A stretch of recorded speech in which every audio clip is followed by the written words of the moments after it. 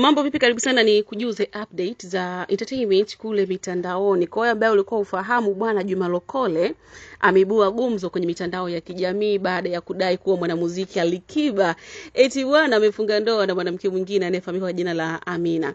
Na Juma alikuwa akizungumza kwenye kipindi cha live kule TikTok na alidai kuwa Amina ni mwanamke ambaye ana uwezo mkubwa wa kifedha na kwamba kwa sasa wawili hao wanaishi maeneo ya Mikocheni jijini Dar es Salaam. Na katika kauli yake, Lokole pia aliwataka mashabiki wa Alikiba kutulia na kumwacha msanii huyo aendelee na maisha yake binafsi. Kuna kauli ambayo ni nukuu hapa, alizungumza Juma Lokole kwenye hiyo TikTok live yake, na alizungumza kwamba Alikiba amemuoa binti mmoja anaitwa Amina, ana hela sana na sasa hivi wanakaa Mikocheni. Jamani, Alikiba ana mke, vidampa, tulieni, mwacheni Alikiba ale shushu yake. Juma Lokole alizungumza hivyo, lakini pia madai hayo yameibua mjadala miongoni mwa mashabiki, huku taarifa zaidi zikihitajika kuthibitisha madai hayo, watu wengine wakijiuliza labda huenda Juma Lokole amezungumza tu ikawa labda ni kiki zingine, kama jinsi ambavyo tumewazoea watu maarufu wakitaka kufanya kiki lazima wazungumze wale watu ambao ni maarufu kuzungumza mitandaoni, kama kina Lokole, kina Maimartha na wengine kibao.